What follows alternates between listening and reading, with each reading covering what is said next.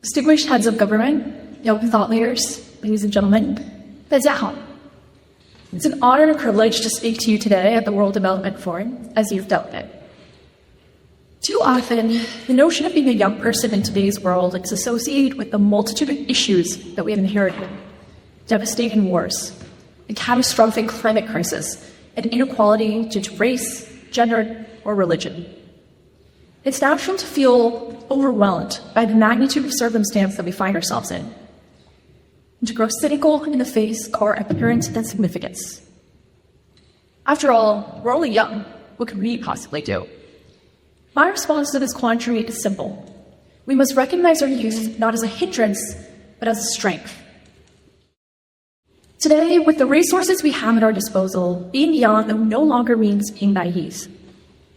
But it does mean being empowered in our curiosity. It means that all of our youthful energy and zeal can positively reinforce itself as we discover the world around us. It means we are invigorated to ask new questions, to connect with different cultures, and to inspire change in the communities that we inhabit.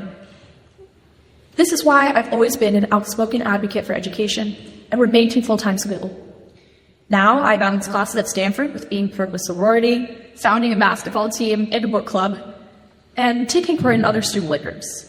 I'm often asked how and why I choose to remain so engaged in campus life despite balancing training as a professional athlete and also work in the fashion industry. The truth is that breathing through the backstage butterflies of a fashion show, attending worldview expanding, literally, astrophysics lectures, and performing double corks on skis all in the same week broadens my perspective and allows me to wield a diverse array of experience when it comes to confronting new situations. The truly exciting part of this is that as students, young people get to experience the very same phenomenon right on their own campus, in their own microcosms. By communicating with people who are different from themselves, students can cultivate a wealth of knowledge that extends far beyond the confines of the classroom. One particularly valuable skill that I've learned and have come to treasure in the process of campus learning is that which I call critical curiosity. This is the practice of approaching dissonant conversations with both an educated mind and an open heart. An important distinction to be made here is between being wide-eyed and gullible and being critically curious. Armed with both unprecedented access to information and digital citizenship skills, modern young people are uniquely positioned to be both inquisitive and discerning. A second key component of critical curiosity is the expulsion of the ego from the learning process. To be curious is to be humble, and to be humble is to be willing to be wrong. Skiing has taught me to appreciate the value of resilience when it comes to modifying my approach after my original ideas were disproven. And I have been wrong, a lot. I've sustained injuries, lost a 4-year win streak after a contest was canceled, and I predicted the weather wrong, of all things. And I've also run into stubborn mental barriers that made me want to bang my metaphorical head against their metaphorical walls. The important decision in these moments of misjudgment, though, was to consult my repository of knowledge and formulate a new plan on the spot. Being wrong does not make me a bad skier, but it does make me human.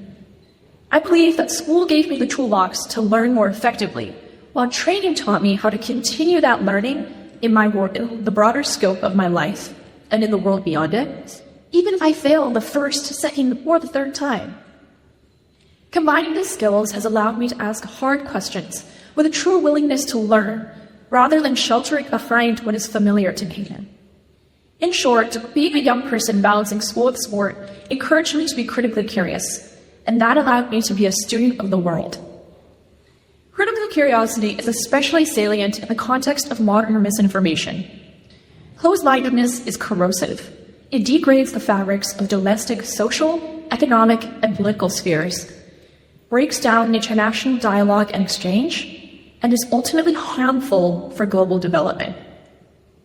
As individuals or nations, we will not always agree on the specifics of every issue, but when we approach collaboration the right way, our differences are not our weakness, they are our strength. No matter how well equipped we may be in our own fields, there's always something to be learned from the individual sitting right next to us. We can't overcome the forces that divide us and pit us against one another. All we have to do is be critically curious. And so I implore you, no matter your age, to keep that seed of youthful curiosity in the back of your mind and to let it see the sunlight often. If curiosity showed me the world, then courage allowed me to share it with others. I'm privileged and grateful to have the platform that I do, and I consider it both an honor and a duty to use it to enact positive change in the world. I gave my first speech on equality in women's sports in Title IX when I was in 7th grade, and since then I've made it my mission to encourage young people, particularly girls, to participate in sports. This cause is what gave me the courage to do the bravest thing I've ever done. At the 2022 Beijing Olympics, I stood at the top of the big air.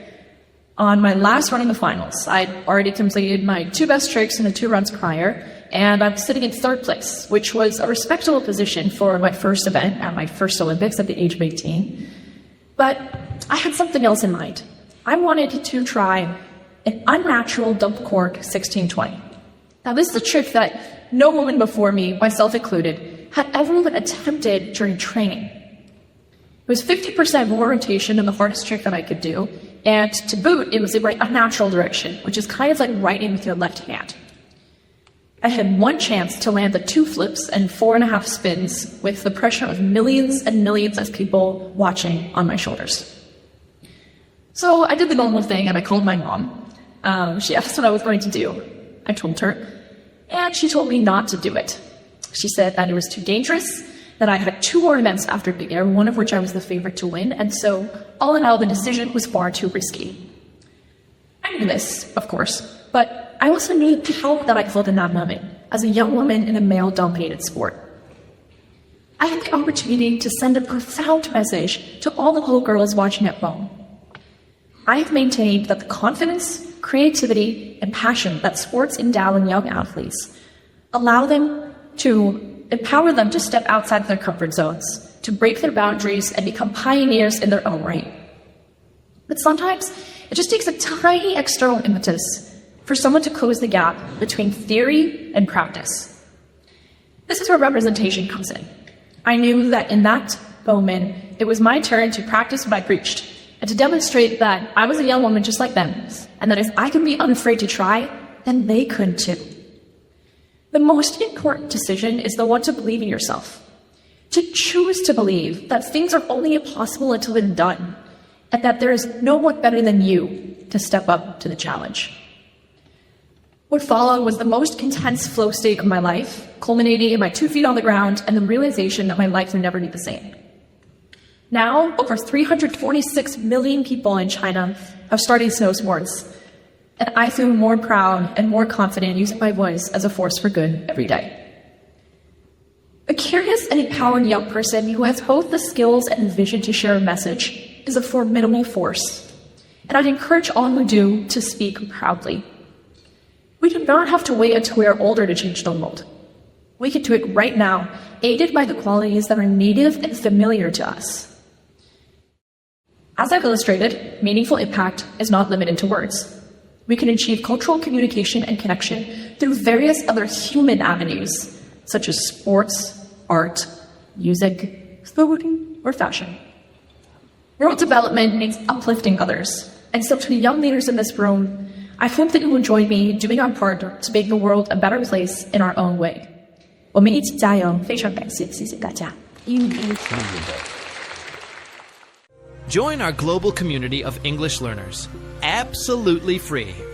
Download video transcripts, listen offline, start our beginner course, and join live classes with certified teachers.